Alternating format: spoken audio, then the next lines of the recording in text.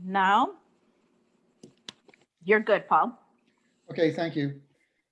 I'd like to call the meeting of the 708 Mental Health Board regular meeting on December 10th, 2020 to order. Supervisor Glees, would you please read the notice for the virtual meeting? I shall. This meeting of the Dundee Township 708 Mental Health Board will be held via video audio conference call in accordance with the Illinois Governor's executive orders and disaster declarations regarding COVID-19 pandemic. The general public had the opportunity to receive access to this meeting by making a request to the township clerk or supervisor, and it is now posted on our website. The Senate Bill 2135, signed into law by Governor Pritzker, addresses electronic meetings during the time periods when the governor of the state of Illinois has issued a disaster declaration pursuant to this law. The Dundee Township 708 Mental Health Board meeting will be conducted by audio or video conference without a physically present quorum because the disaster declaration related to COVID-19 and the public health concerns affecting the township. Pursuant to this new law, Dundee Township Supervisor Patricia Trish Glees, myself, has determined that an in-person meeting within the township building with participants is not practical nor prudent because of the disaster declaration related to COVID-19 and the public health concerns affecting the township.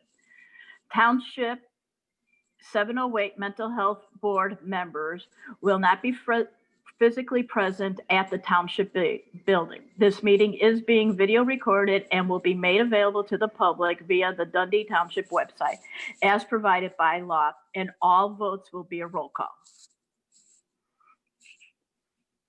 Thank you, Supervisor Glees. We have somebody on the phone. Let me unmute that participant so he or she could identify. Your number ends in 324. Would you identify yourself? Oh, you're still muted. I'm asking to unmute 324. And would you like to identify yourself?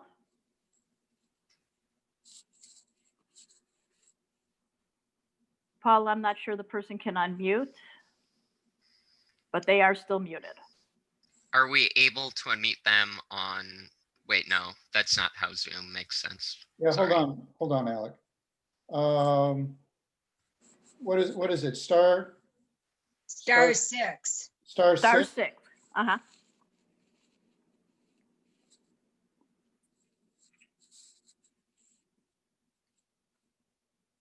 Maybe it's Maria driving again. Oh, they're unmuted now. Yeah. Yeah. Thank you. 324, could you please identify yourself? Mike Tennis. All right, Mr. Tennis. I'm going to go ahead and mute you so that there's no crosstalk. Mr. President, you have the floor again. Okay, thank you very much. Because of Maria's inability to be on the meeting on time this evening, I've asked Supervisor Glees to take the minutes. And so Supervisor Glees, would you please do the roll call? Trustee Dawn Arimura. Present. Trustee Maria Borrero. Supervisor Glees, present. Trustee Neuschaefer. Present. Trustee Oldin. Present. Trustee Setze. Here? Trustee Witt. Present. Mr. President, you have a full quorum, -1. Thank you very much. Next item on the agenda is to approve or amend the agenda as presented. Could I have a motion, please? I motion to approve. Thank you, Alec. A second? I second. Was that second, was that you, Wendy? Yes, it was. Thank you. Any discussion? Supervisor Glees, would you please call the roll call? Call for the vote, rather, excuse me. That's fine. In alphabetical order, Trustee Arimura? Aye. Yes. I is beautiful. Trustee Borrero is not here. Supervisor Glees is aye. Trustee Neuschaefer? Aye. Trustee Oldin? Aye. President Setze? Aye. And Trustee Witt? Aye. You have 6 ayes. You may continue.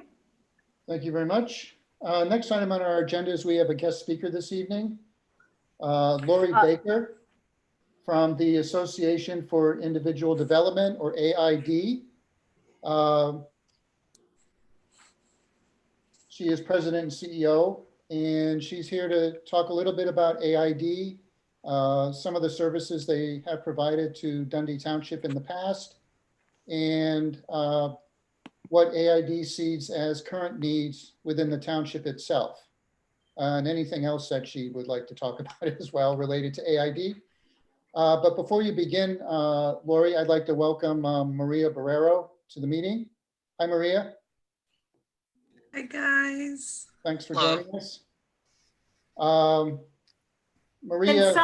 Maria's been ill these past week or so, and she's going to stay with us as long as she can this evening.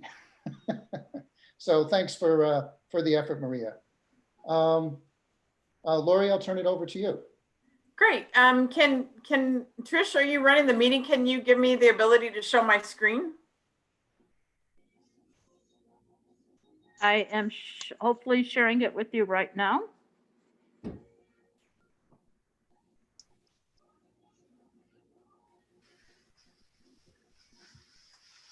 When I try to share it, it says host disabled participant screen sharing. Oh, there. Now I'm the host. Maybe I can do it now. Yeah, Gotta and wait. that. Hey, You gotta I've got wait for it. those electrons to come through. That's right. It takes a minute. Yeah, I think it Takes- was just running behind. Yep. Wonderful. Thank you. I just put together just a little slideshow so that you can have this information. You don't have to feel like you have to write stuff down really quickly, and I'll email this to Trish afterwards so she can share it with you. So I am Lori Baker from the Association for Individual Development, or AID, and we are a not-for-profit in the local area. And our mission is to empower people with physical, developmental, intellectual, and mental health challenges to enjoy lives of dignity and purpose. You can see here spread across our service area. We provide services in 7 far western suburban counties: Kane, Kendall, DeKalb, McHenry, that little far western part of Cook that comes out and touches Elgin, of which I'm sure Dundee has a little part.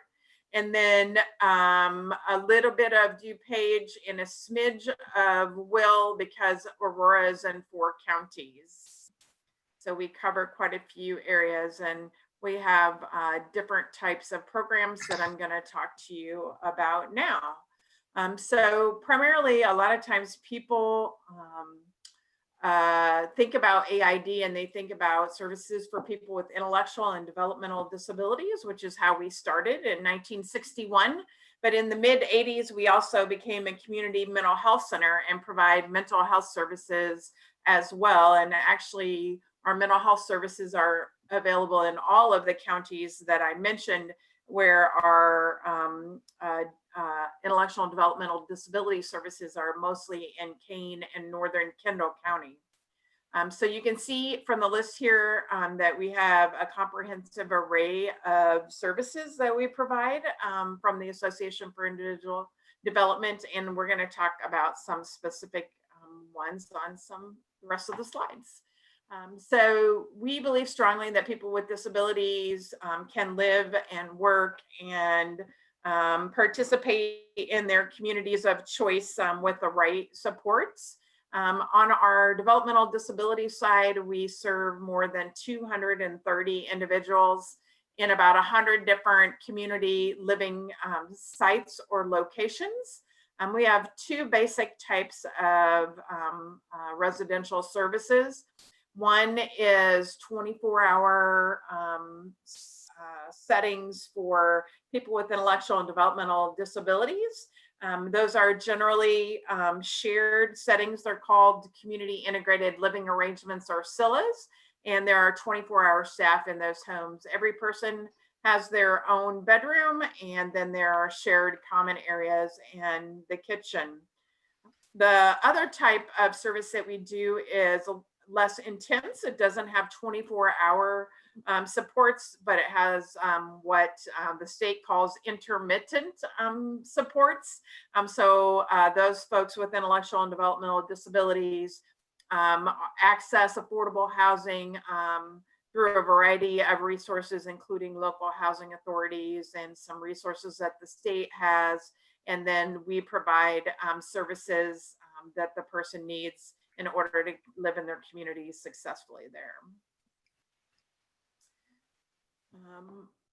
We offer client and family support, advocacy, referral, linkage, assistance with entitlements, work on daily living skills, social skills, budgeting, medication management, use of public transportation, scheduling medical appointments, etc., for our clients with intellectual and developmental disabilities. Like I said, we believe very strongly in people living and participating in their communities of choice. And so we have employment services that we provide for people both with intellectual and developmental disabilities, as well as people with behavioral health diagnoses, that work directly with people who look at their interests, their abilities, what they like to do and don't like to do, and work with them to find the perfect job in the community that meets their goals. We're very excited to do that, and placed 40 people in fiscal year 2020, which ended in June of this year. So I think that's pretty amazing, considering COVID-19, kind of subsumed a lot of things, everything this year, right? We have what we call Structured Therapeutic Adult Recreation Services, or STARS program. It's a daytime program for people with intellectual and developmental disabilities. We do it in partnership with Fox Valley Rec. And so people are able to work on fitness activities, volunteer, explore the community, etc., during the daytime. On our behavioral health services side, we have traditional outpatient services. We have about 15 outpatient locations across the counties that I mentioned. We also do services wherever people are. So if someone's more interested in having therapy come to their home, or meet them at McDonald's, or go talk to you under the bridge, we're gonna meet the person wherever they are and make sure that they are receiving the behavioral health services that they want and need. We also do residential services for people with behavioral health diagnoses. Again, we help people access affordable housing across our service area. And we also actually are working on developing a few affordable housing properties at this point, getting ready to break ground in West Chicago for a new property that we're building, and have an application in for a potential property in Elgin. And we support more than 900 people in their homes.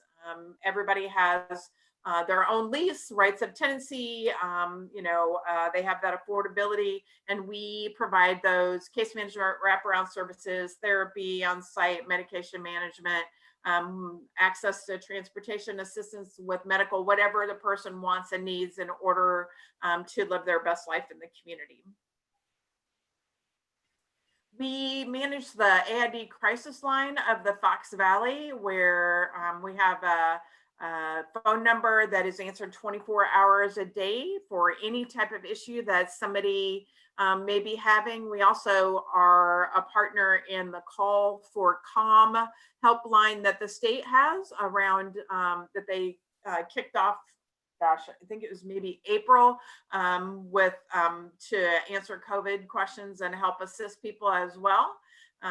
We also, out of that same crisis line, do what we call sunshine calls, where we talk to and call people with behavioral health diagnosis and or seniors, and remind them to take their medication, check on them, see how they're doing, give them somebody to talk to and have some social interaction. And you can see at the bottom of this slide, in fiscal year 20, which, like I said, just ended in June, we received almost 30,000 calls to that crisis line, but we made almost twice as many calls. We made 45,000 calls, sunshine calls, to check in with and support people in their homes.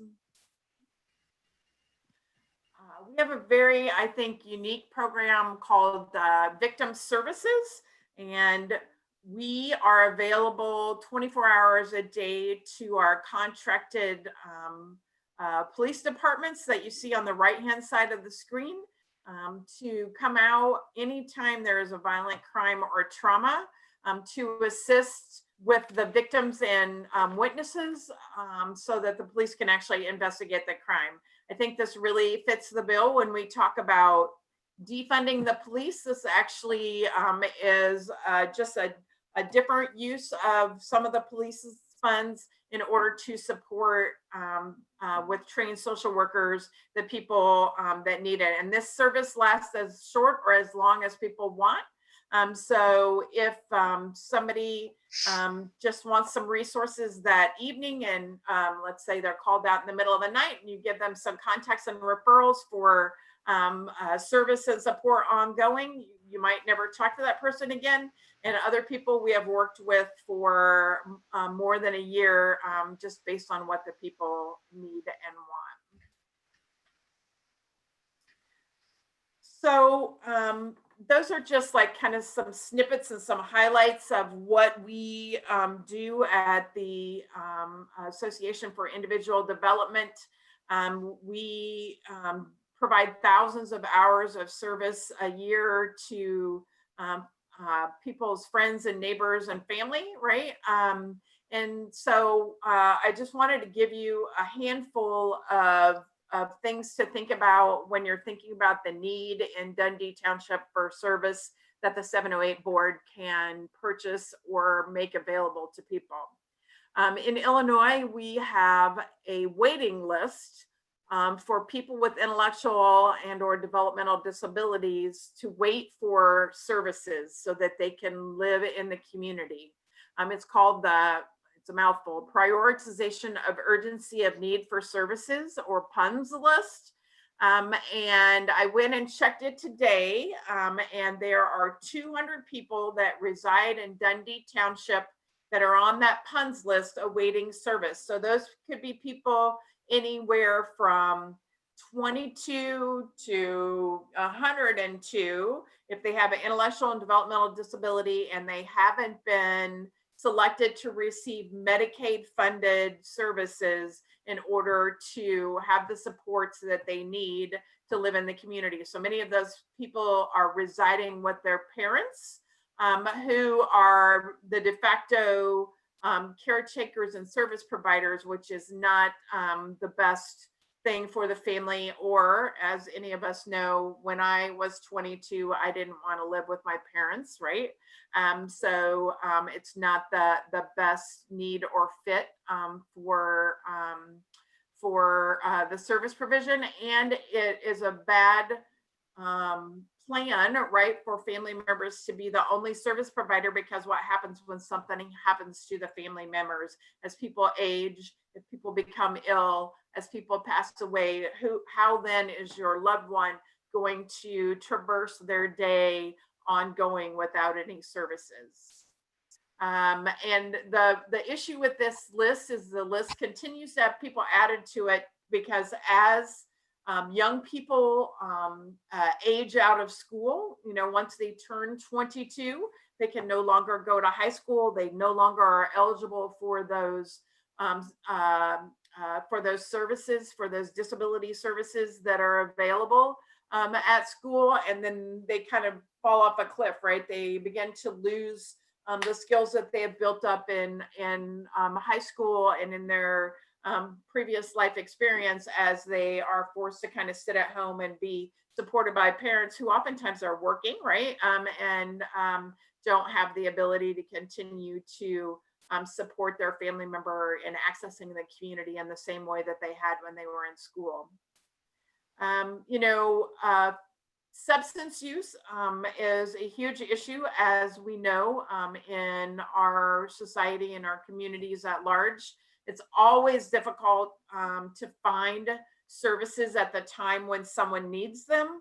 But due to COVID-19, finding inpatient treatment is that much more difficult because of the need for social distancing. And most of those inpatient treatment, well, all of the ones that I've ever seen, are congregate kind of living settings, which are not the safest place either. So those different inpatient treatment that are available around our community have had to reduce the number of people that they're serving while we are having an increase in substance use. And so statistics have shown that from March,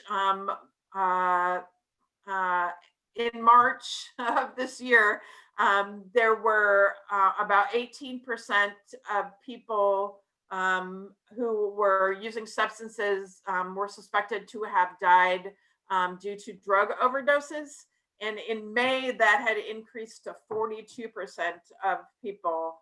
And that is horrifying and very sad. And I'm sure that that number has continued to increase, particularly as we have gone into another spike of COVID-19 illness within our community. As you know, many community mental health providers have waiting lists for services and had those before COVID-19, but COVID-19 has had a dire effect on all of our mental health. There's been an exponential increase in isolation, anxiety, depression, financial insecurity across the entire population. But some populations have been more affected than others, and those are older adults that oftentimes live alone and are very susceptible to COVID, and so are even more isolated to try to stay safe. Children and adolescents who could have received services at school, but now with remote schooling and other things, it's more difficult to access those mental health services. Healthcare workers obviously are at the top of being stressed out in this entire COVID situation. And what they have to see and the way that they have to perform and how hard they have to work while putting their own lives on the line makes them prone to dealing with all the things that we talked about earlier: isolation, anxiety, depression, etc. People with a chronic illness who may have diabetes, high blood pressure, COPD, etc., but work in the public and need to continue to work in order to be financially all right, are highly anxious, are affected more. And many people who have never sought mental health services before are trying to figure out how to attain those services during this really incredibly difficult time in our world at large. And it's difficult for people to figure out how to traverse these systems if they haven't done that before. So I'm gonna go back here and stop sharing my screen and be happy to answer any questions you have. But you know, as we all know, it doesn't take a rocket scientist to figure out that the world has become so much more difficult for all of us, and that the ways that people deal with stress and anxiety oftentimes can be things that can cause real harm, like substance use, you know, increase in alcohol consumption, you know, all the things, you know, activities and making decisions and going places that maybe you shouldn't go because you're lonely and scared, and you want to get out and see people. You know, I mean, these are really difficult times. So, Lori, Lori, can I interrupt you? Would you mind giving the host back to me, please, before Oh, we sure. go to questions? Let's see, how do I do that? Click on the participants and then just hand it back to me. Okay. Click on me and make me the host. Otherwise, you have to stay here for the whole meeting. Oh yeah, no, I don't want to do that. You don't love us? I do love you, but I Sorry, did I it had to come? make that joke. Did it come? Yeah, I have it. Thank you Okay. very much. So thank you, Trish, for the reminder. No, I do like you very much, but I am winding down today, and I didn't take any steroids, so I need I need some to be able to be a little more. Oh man, I just remembered this was being recorded. Clarification, prescribed pain. That's right. Anyway, thank you very much for all of this. This resonated with me deeply emotionally, as I'm sure it did for all of us. So Thanks for having me. It probably helps if I take myself off mute. Trish, go ahead. You know, Lori, as you were going through your slides, and you know, first of all, let me say thank you. When we start talking about the effects of COVID on mental health, and we do start talking about particularly isolation, and whether it's our senior population or our adolescents, teenagers, these are people who potentially have never sought out any kind of mental services. Are you seeing with the established 708 boards down in southern Kane County, are you seeing that gradual uptick of them using those services? So we have seen an increase of people seeking services in general. Once, like when March hit and then they did the close, we had people that kind of pulled back on service because they didn't want to do telehealth. They didn't want to talk on the phone. They didn't want to do Zoom. Maybe they didn't know how, and they thought it was going to, you know, we all thought, right, it was going to be a short-term thing. And then, you know, once we kind of got through that and realized, hey, this is the world and it's going to be this way for some time, then we have seen an uptick on people seeking service. And we've got people calling and enrolling all the time. We do a senior sunshine in Aurora Township with their senior services program. And, you know, that is a more difficult population to get connected to. And so we've worked with senior services that covers the area and really tried to get referrals from them and get the word out, you know, but it kind of takes a gradual, slow move on that, you know. And I think when people begin to access it, if they tell their friends about it, you know, if they're willing to share that, then, you know, the senior sunshine is real, you know, that doesn't sound bad, right? You know, it doesn't sound like mental health, you know, I mean, which seniors sometimes have a challenge with wanting to say out loud that they need, you know, that kind of assistance.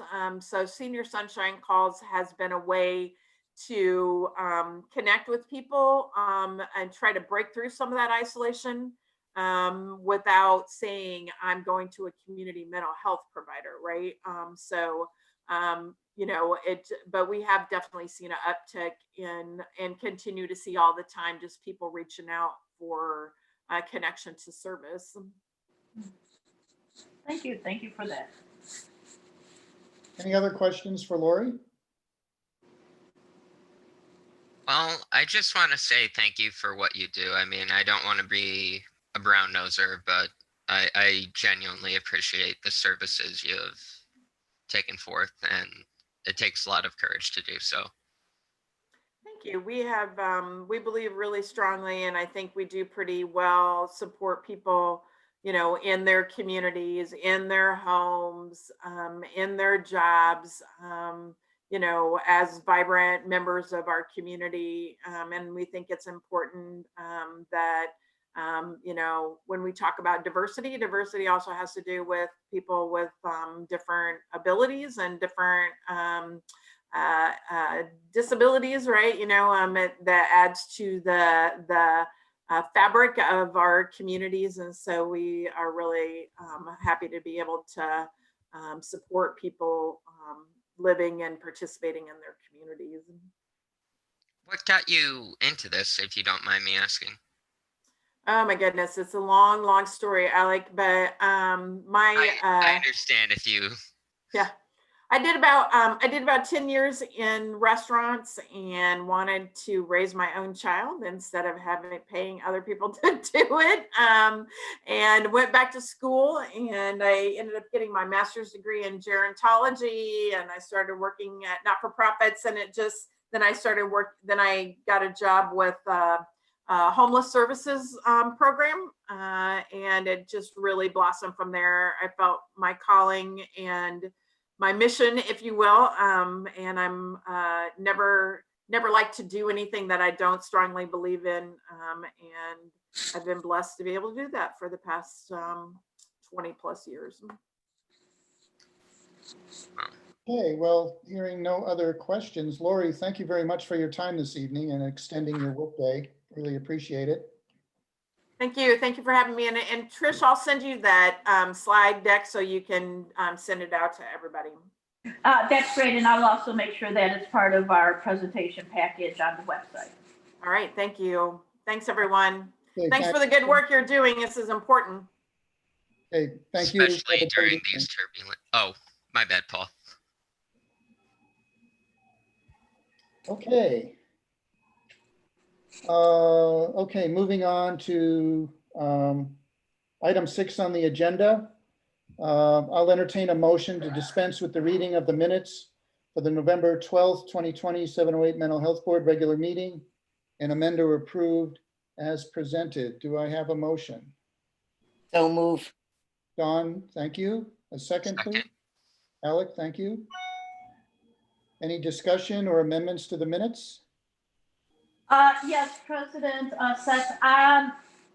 Although I was the secretary of the minutes, on page 2, section C, under development of the budget, I provided, I guess, a typo.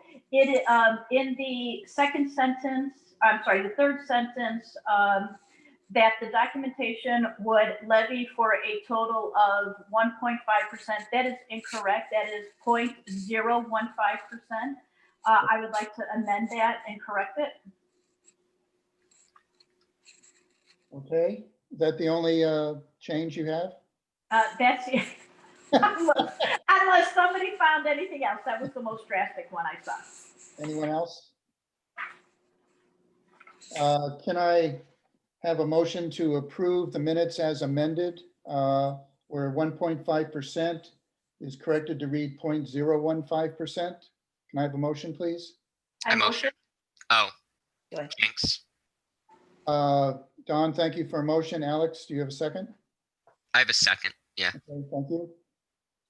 Supervisor Glees, could you call the vote, please? Yes, Trustee Arimura, Aye. Trustee Borrero, Supervisor Glees is aye. Trustee Neuschaefer, Aye. Trustee Oldin, Aye. President Setze, Aye. and Trustee Witt. I wasn't at that meeting. Can I still vote to approve the minutes? Yes, because you read them. I did. Okay, so yes. Okay. President Setze, you have a quorum. You've got a seven The to motion 0. passes. Thank you. Okay, thank you, everybody. Tonight, those of you who have heard, Mr. Mike Tennis has joined as a member of the public, and he has submitted some comments to be read into the record this evening. Do you want me to see if Mr. Tennis wants to read them himself? I can attempt to unmute him if you like. All right. Mr. Tennis, I have requested that you unmute yourself.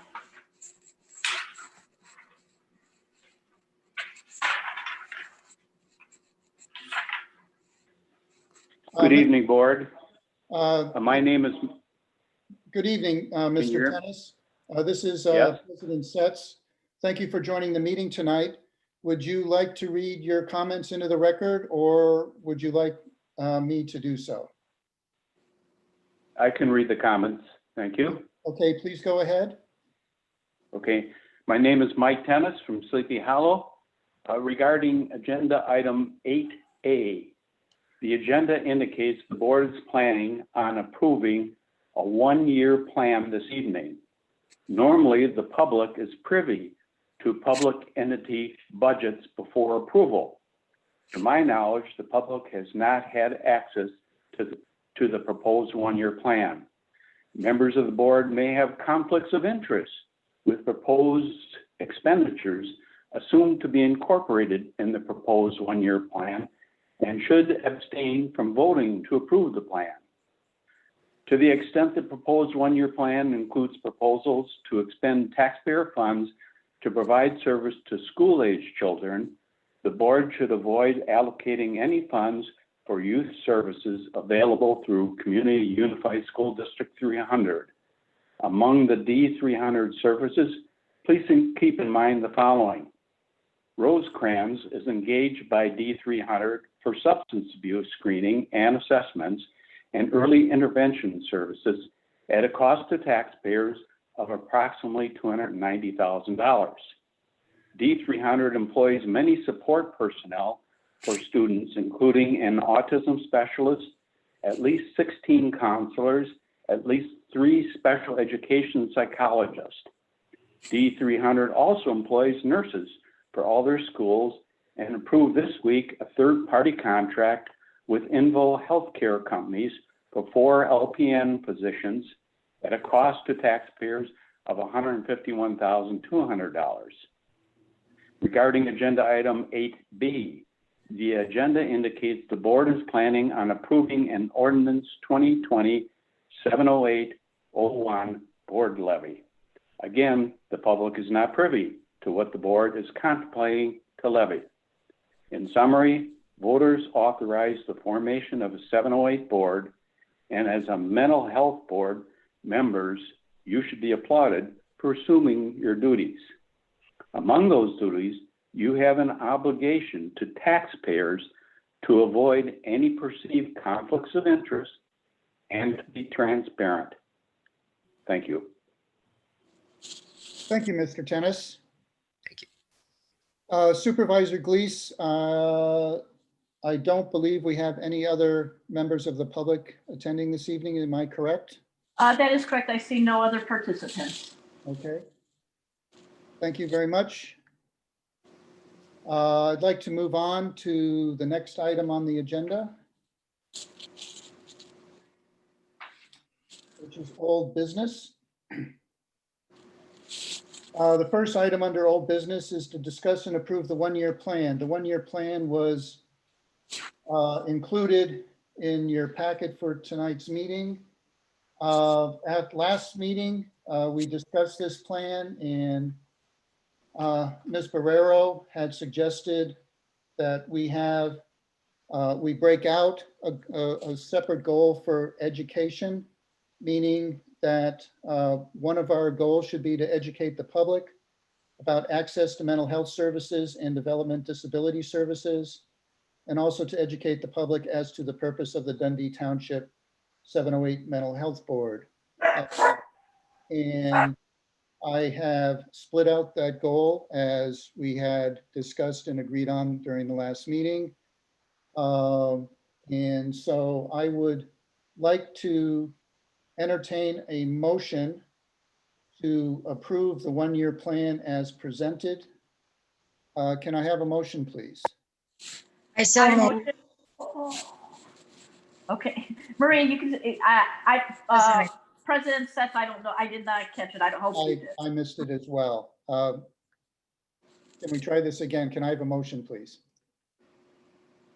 I move it. Thank you, Maria. Can I have a second, please? I second. Alec, thank you very much. Is there any further discussion on the one-year plan? No, I just want to comment, that goal 3, I like that. Thank you, Maria, for suggesting it, because that does, that, I think that will help engage, the public. Any other comments on the one-year plan? Hearing none. Can you call the roll for a vote, please, Supervisor Glees? I can. Trustee Arimura, Aye. Trustee Borrero, Aye. Supervisor Glees is an aye. Trustee Neuschaefer, Aye. Trustee Oldin, Aye. Trustee, President Setze, Aye. and Trustee Witt. Aye. You have 7-0, the motion passes. Thank you. The next item on the agenda is discuss and approve ordinance 2020-708-01, the board levy. As a reminder, the voting public approved the levy earlier this year. And so the formal, we need to review this, and the ordinance was presented in your, or provided in your packet for this evening's meeting. I would like to entertain a motion to approve the ordinance as presented. Do I have a motion? I motion. Thank you, Alec. Second, please. Thank you, Don. Is there any discussion? I just want to remind everybody that back on March 17th of 2020, the residents of Dundee Township, via the referendum for the 708 board, approved the 708 board to do 0.15%. So that is, so that's, that is a fact of record. And then the Dundee Township Board does review this. It will be reviewing this next Wednesday just as a fact of motion. And then Paul, do you want to talk about how you broke the funds out? Sure. So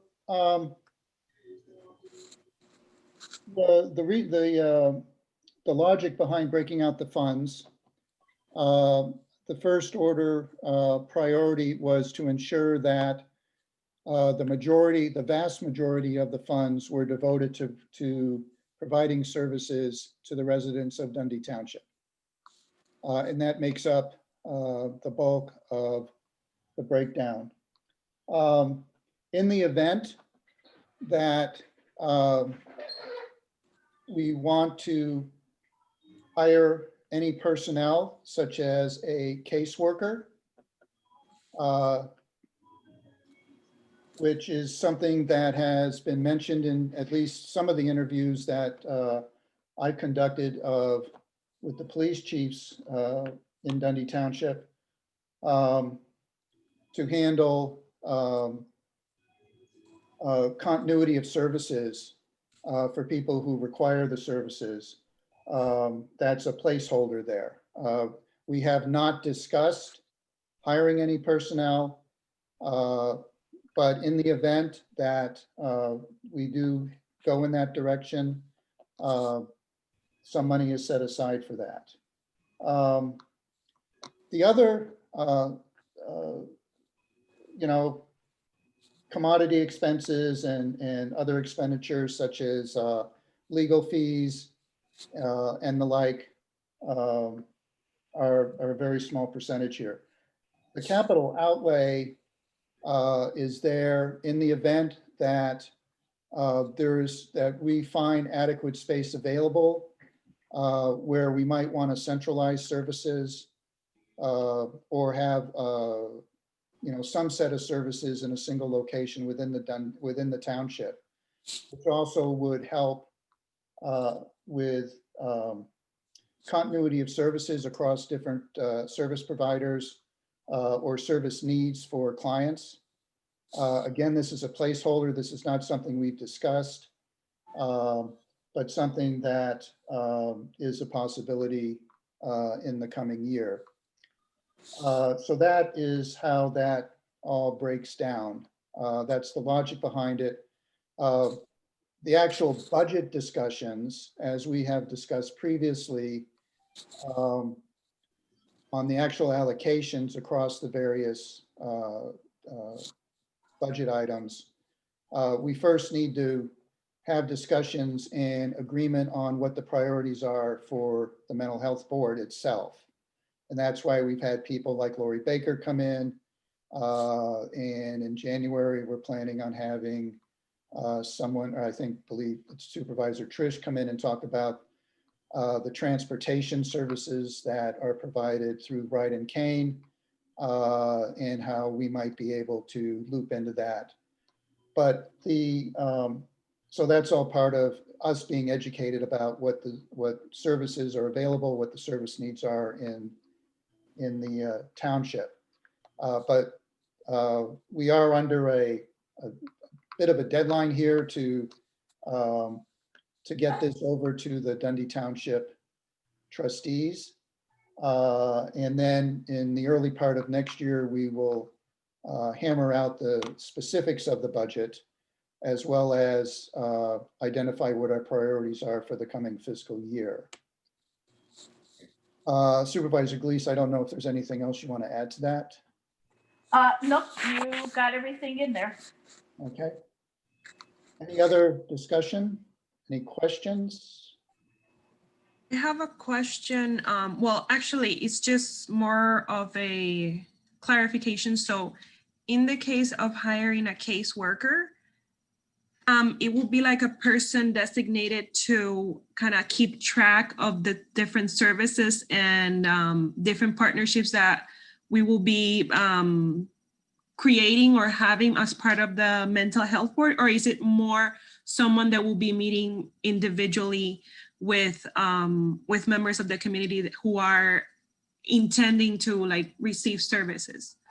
The way I think about it, Maria, and anyone else can certainly chime in here, is somewhere in between what you're talking about. I think the way that I view it is the caseworker needs to understand and know about the available services within the township and to be able to direct people and get them linked up with the appropriate services. I think follow-up may be part of that to ensure that the individual or individuals continue on the agreed upon path that would likely lead to them being more successful with whatever their goals are.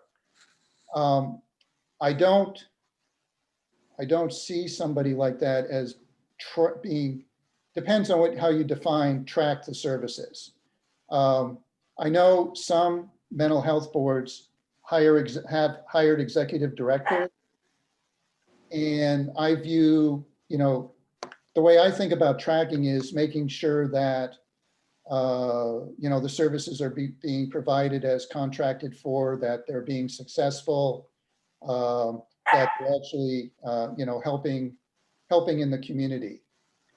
I think, at least initially, I think it's our responsibility to make sure that those things happen, at least in the early stages. It may be that, several years down the road, maybe it might make sense to hire, an executive director or someone to manage the services themselves. But in my perspective right now is that this would be someone who would coordinate care. So, for example, one of the things all the police chiefs I talked to mentioned that they pick up somebody, who's in a mental health crisis, either on their home or on the street or, wherever it is. And they drop them off at Sherman. And 24 hours later, they find them on the street again. Because the hospital, the emergency room, or wherever they end up, doesn't, provide that service to link them up. I mean, they, if the person's in crisis, they stabilize them and then let them go. There's nothing that permits them to hold that person. And from the police perspective and from the community perspective, all you're really doing is you're not helping that person. You're not helping to solve the situation. You're just stabilizing it and then setting them up to, for another crisis or series of crises. So that was sort of where my thought process is. I mean, your thought processes may be in a different place, and that's fine. We can certainly discuss, if we decide to go that route, exactly what the duties of that person, would be and what our expectations would be of that person. That's sort of where I'm thinking right now. I would like to chime in really quickly. Go I'm ahead. feeling kind of sick right now. Okay. As in, like, I might vomit and I'm starting to get clammy, probably as a result of whatever my pain doctor prescribed me. Would it be okay if I bowed out of the rest of this meeting? I'm very, very sorry. Absolutely. Are we done on voting? We need to vote on this particular issue, but we do have a quorum. So if you want to excuse yourself, it's fine. Okay, I'm very sorry. No need to apologize. I'm just getting really dizzy and such. Take care of yourself and have a good evening. Okay, Alec? Okay. Feel you too. better. Stay Yeah. safe, Alec. Happy first day of Hanukkah. So Happy Hanukkah. President Setze, I just want to make a comment, and I'm sure Trustee Arimura is going to jump in here. In talking to our counterparts, or at least my counterparts in Southern King, they see the caseworker as the triage. You are correct. That the police drop them off at the hospital just drops them in the street. What they expect, or what they've been doing down county, is, they then contact the 708 board at the township. The township then starts to triage to ensure things, do they have a place to go? If they don't have a place to go, where are they going to go? Do they need medical follow-up, et cetera? And Don, I guess, Don, you do this. So, if you want to jump in there and maybe, kind of overview it, but I think it's more of a triage. It's that. Yes, it's an entry point to some services. It's the ombudsman. And we'll pull together. It's almost like a wrap. It's like point 1, point 2, point 3. We do not have an official ombudsman or caseworker at Bloomingdale Township 708 board. And they're looking at the fact that that was an oversight, and we're taking a look at what we want to do going forward. it's been an ad hoc group of people that are contacted. And right now, the police social workers are by far the lead because they are on the streets. What's nice is the 4 social workers under the 708 board in Bloomingdale have really been able to connect with the schools and with domestic violence services. So right now, between the Mike Murray, who is an advocate for the 708 board, and the police social workers, they are acting as the caseworker or the ombudsman. Yeah, and I think, one of the challenges we have here, and I'm not really familiar with all the towns and villages in Bloomingdale Township, but here, the only police department that has a social worker is Carpentersville. Correct. The other towns and villages within Dundee Township do not. And they're small. I mean, by and large, most of the towns and villages within the confines of Dundee Township are small. And so they don't have a social worker or a caseworker to do that work. So I find it heartening that although Bloomingdale sees this as something that they missed early on, that they feel that that's a need that they need to meet going forward. So any other comments about the ordinance? I know, Wendy, you probably see a fair number of people in crisis. And probably have to, you're the one who has to reach out and find appropriate services and things like that for people who come to you. Am I correct in that? That's true. And one of the things I was going to ask Lori, but the time was getting late, is does she anticipate, as I anticipate, a spike going into the holidays? Yes. We've got, that's a time when people often feel depressed anyway, and they're going into it already feeling depressed. So, yeah, I'm really worried about the next 2 weeks and issues of violence and substance abuse. And yeah. Okay. Any other comments? Any other discussion on this particular item? Hearing none.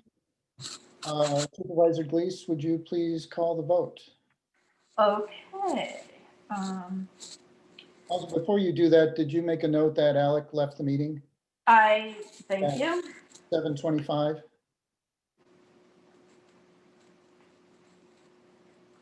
Note has been made. Thank you. Okay, thank you. Okay. President Setze, Aye. yay or nay? Aye. Trustee Borrero, sorry. Aye. Trustee Arimura. Aye. Trustee Neuschaefer is absent right now. Trustee Oldin, Aye. Trustee Witt, I, Supervisor Glees is an aye. You have 6 ayes and 1 absent. The motion passes. Thank you very much, everybody.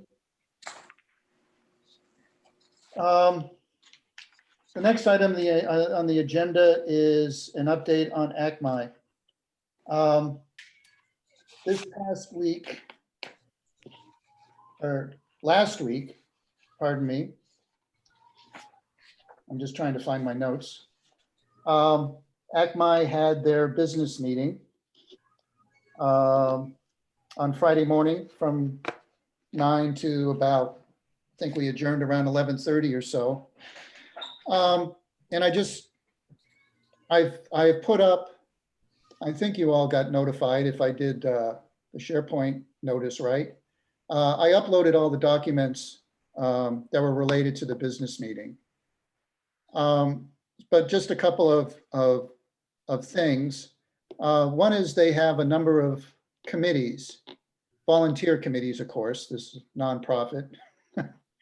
And one of the committees is Development Disabilities.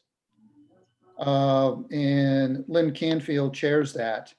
And a comment that Lori made earlier about the number of people in Dundee Township who are awaiting puns.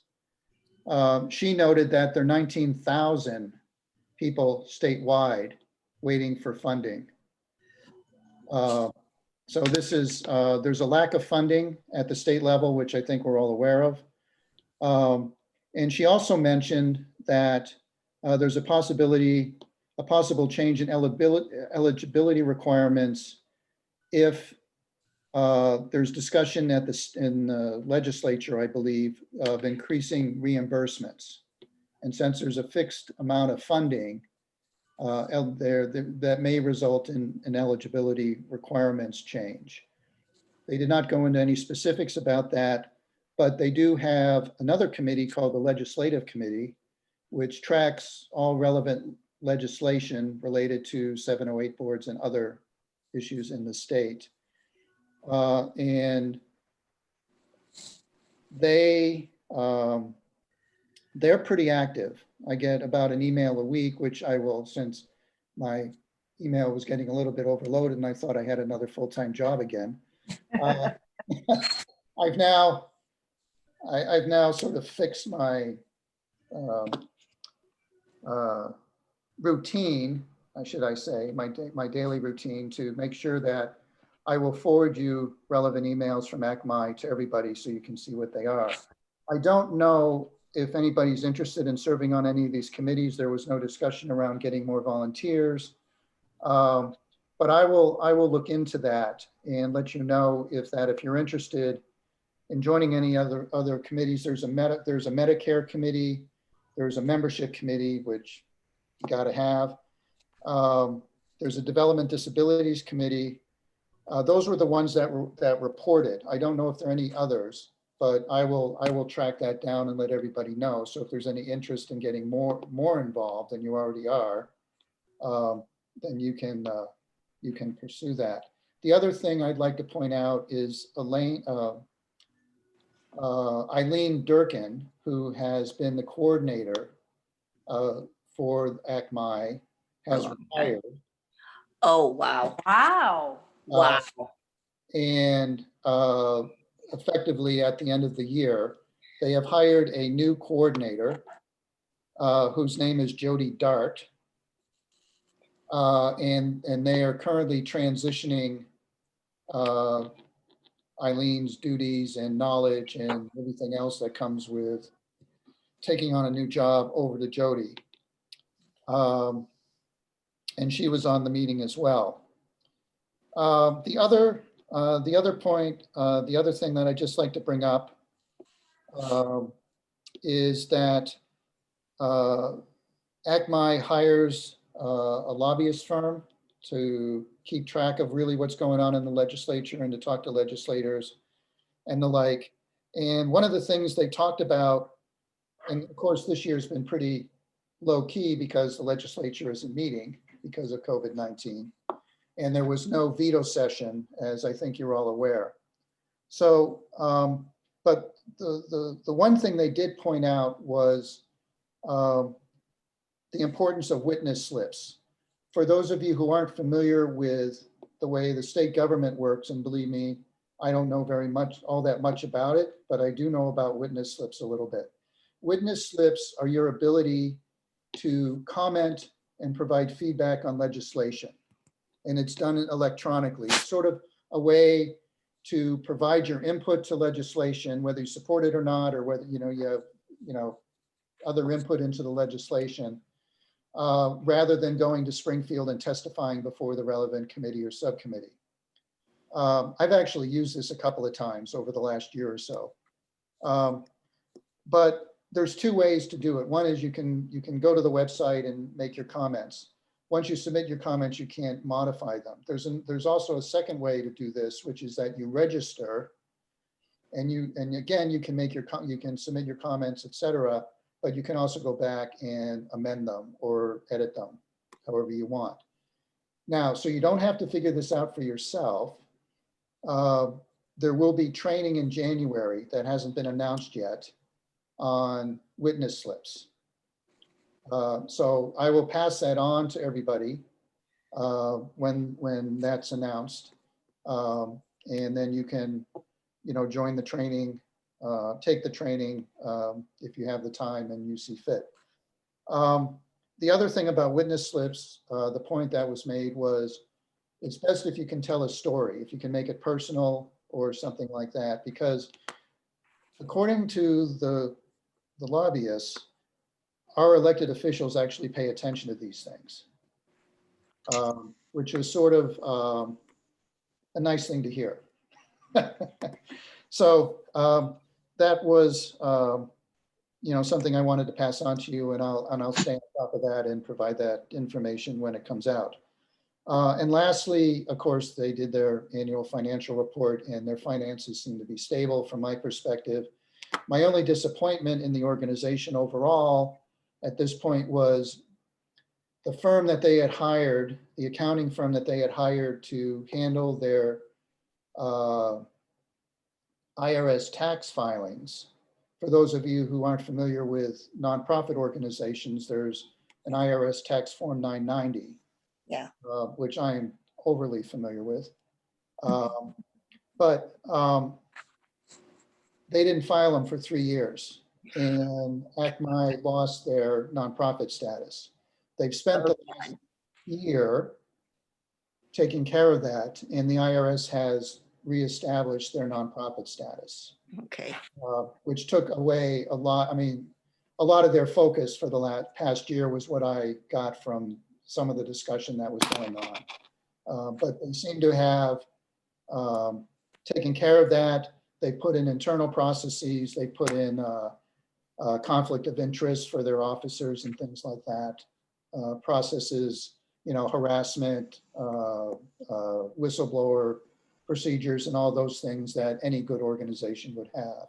So all those are on SharePoint. They're out there. All those items were voted on by the people on the phone, and they all passed as is. So those documents, as they are up on SharePoint, are the actual documents, governing documents for the organization. So I was sort of glad to hear that. That is my update on ACMI. Are there any questions? Okay. By the way, my notes are up there too. I think Cindy had a question. Oh, I'm sorry, Cindy. I have to get a hold of Trish and see why I didn't get a notification of that to read that. Okay, did anybody get that notification? Yeah, I did. No? Okay, I'll talk with Trish I about that. didn't. In fact, I was gonna try and log into SharePoint right now, but I didn't either. I didn't get it. Okay. Well, okay, well, thanks for bringing that up, and we'll figure out that technical issue. Anyway, if you log into SharePoint, I created a folder called ACMI, and underneath that is another folder for the December 2020 business meeting, and all the documents and my notes are there. Well, I read the initial, that like 64-page thing that was right after the last meeting, or maybe it was even before the last meeting, but I had problems getting on SharePoint and finally got on SharePoint, so read it. So you're talking about something after that, correct? Yes. Okay. Yeah. I think I might have put them up on Monday or Tuesday. I forget when I did it. Last week, or The wait, meeting was Friday. I put them up earlier this week. okay, yeah, I did not get that then, okay. Okay, we'll work on that. That's why I brought it up too, just in case. Always have a fallback for the technology. That's always the best thing. Okay. Let's see, what else do we have? Well, we just went through the issues with SharePoint. I just want, yeah, if we have continued SharePoint issues, one solution that Microsoft keeps pointing us towards is that everybody get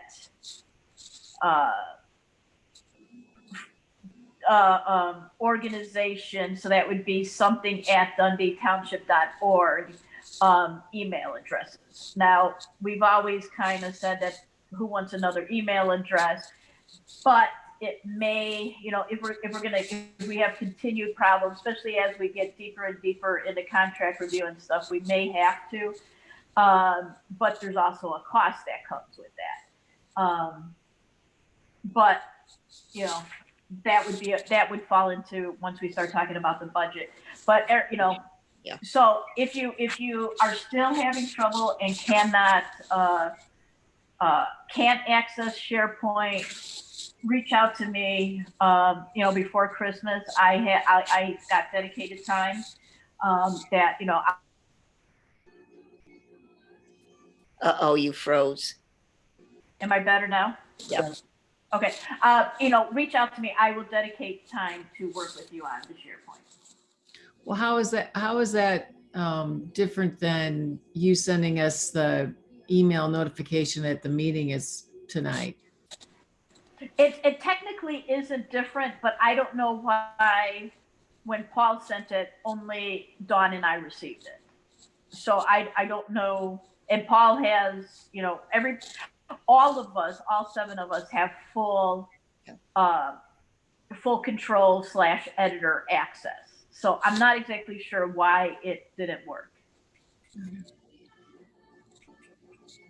But I'm also on SharePoint on a daily basis, so I see it all the time. One thing that I maybe could help, I don't know, but I remember that when my account was locked, I couldn't receive anything. As soon as I unblocked it and did the password reset, then I started receiving more things. But I try logging in right now and it says that it's still blocked. So it's weird. I'm trying to, again, like put in the passcode and everything, but I don't know why it might just recognize it like as a blocked user, but as soon as I get it unblocked, I start receiving the notifications again. I just don't understand why it blocked. Okay. Tonight after the backup of the server, I will go on everybody and make sure everybody's on block. Okay, So you may you may get something like at 2 or 3 in the morning. It's not my fault, it's the server. Thank you, Trish. Hey, I'm awake. I expect everybody else to be awake. okay. So we'll keep that as old business until and you're comfortable that everything is working smoothly for us. Any additional interviews or feedback from the community? Yes, Maria. So it is not something interview based, but I think that maybe because we are we are focused on mental health, but I feel like mental health is also part of the overall public health.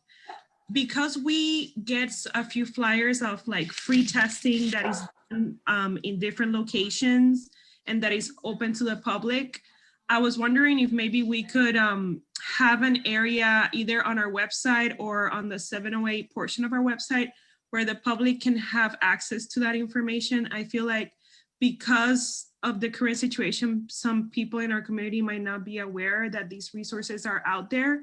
And maybe if they were aware that there are these free resources in the area, that could help kind of alleviate the pressure of, okay, I don't have, health insurance, I don't have this, I don't have that, because some of these free testings are you're not required to provide any type of documentation. And I was just thinking about my own personal experience with the whole COVID situation. I feel like maybe if the community was aware that these testing resources are out there, they could kind of utilize them and not have to worry about, paying for a test or accessing a test and things like that. So I was just trying to bring that up here. So if we can put it on, even it doesn't have to be right now, but we can maybe start thinking about how maybe we can create our own little, not website, but like a folder that we could just share with our own resources first, but also think about how we can do like a community bulletin board online Yeah. so that the community is aware of these resources right now, but also mental health workshops or fairs or virtual events that are going on in the community or that might be available to the people. And I feel like maybe that could help them have access to some resources. So Supervisor Glees, you're the liaison with the Boone County. So, The last I yeah, checked. Would you like yeah, to so answer that? I am the federal, state, and county liaison. So Maria, that is all either on the Dundee Township, it gets posted on the Dundee Township website, under, township news and happenings. It also gets uploaded, if there's such as the emergency or the meeting, it'll be put into the event viewer. And it's also shared with all of the social medias. So, and it's done in English and in Spanish. So that is consistently done. As for, if you're thinking, under the 708 board, if you go on the website, we can create a bulletin board. We just don't want to inundate with the same information, if you will. So like if we had, right now it says, if you go under 708, it says the only thing in the blue box is the board members, which lists all the board members and the bios of them. But we could add, a community bulletin board or compute, something like that. We could do that, but yeah, I just know that there are 2 full days of testing at ECC, and sometimes maybe our community. If that's posted, that's awesome. But yeah, this ECC is part of District 509, and our township is part of 509 district. So sometimes, like maybe I just wouldn't want the public to not know that these resources are available, but if they're already posted, that's great. I just think that because there is a need to kind of validate people's, frustrations and challenges to access just public health in general, it could be a good idea to start maybe thinking about how we can make some tool available for them. Right, and I'm required to post everything. So I mean, short of anything, I stay within a 50-mile radius, but like I even post stuff that's located in Rockford. So if it's not on the website or you don't find it readily on the website, it's on the Dundee Township Facebook page, the Dundee and Twitter. But Twitter limits what I can say, and it really doesn't like me when I upload forms. So when I get the forms both in English and Spanish, those are always on Facebook. Yeah. Do we also have a Snapchat or Instagram? The township. No. So Yeah. social media for the township in general is only started with my term, along with the interactive website. So anything that, if any of you have ever come to any of the Dundee Township board meetings, you'll realize that one, my staff is limited. I do, I'm responsible for a lot of the social media. I'm all of the response. So I can only do so much. So I've gone with what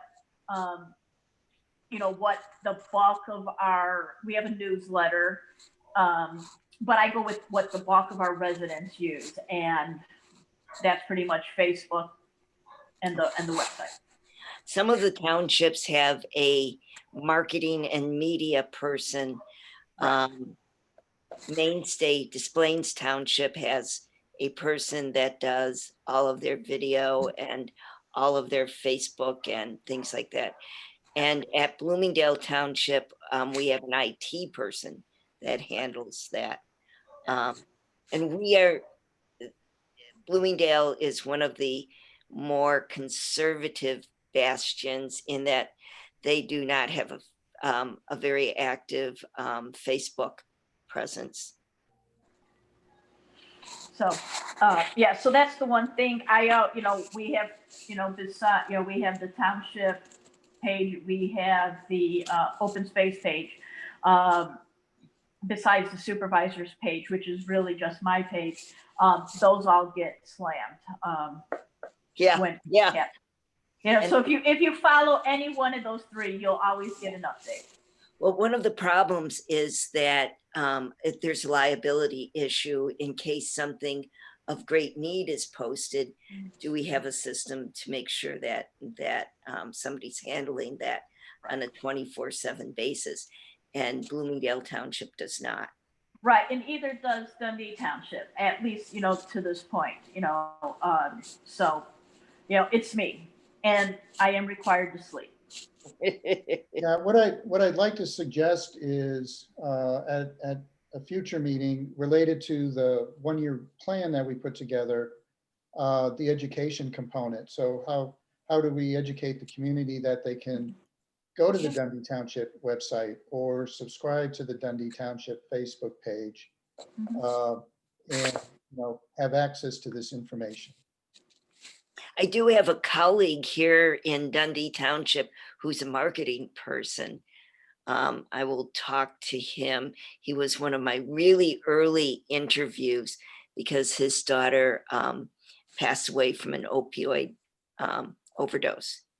But he and I have talked about marketing. I'll get back in touch with him. Okay. And I just want to give a status update. As winter has come along, and COVID is upticking, and I know we're gonna, yeah, I don't even know if we talked about COVID, you know, but as COVID is definitely upticking,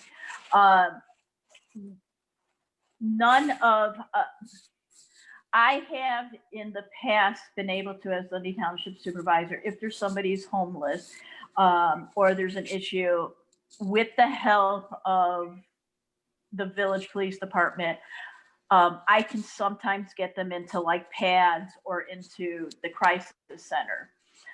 Right now, PADS has a 400-person waiting list. Yes. So we, the nice thing, if you will, about this is if you have COVID or you're hospitalized with COVID and you're homeless, they cannot release you to the public till one, you've tested negative, you've been there for 14 days. Now, of course, after 14 days or negative testing or no longer side effects, I guess, if we can call them side effects of COVID, you are released back. But I have been able to talk to most of the at St. Joe's, at Sherman, and at Setze in Huntley. Now, Setze in Huntley is not in Dundee Township, but if the other two hospitals are overflow, that's where they send our residents. So I have been able to talk to the COVID caretaker at all three. So they're giving me heads up when somebody's getting released. Okay. So I still don't have a place to put them because we don't have a homeless shelter, which of course is a whole year one plan or 3-year plan or 5-year plan. But at least I am being, you know, I'm starting to get circled into the loop. Okay. Thanks for bringing that up, Maria. That's a really important thing for us to keep in mind going forward, for sure. No problem. I like your focus on it.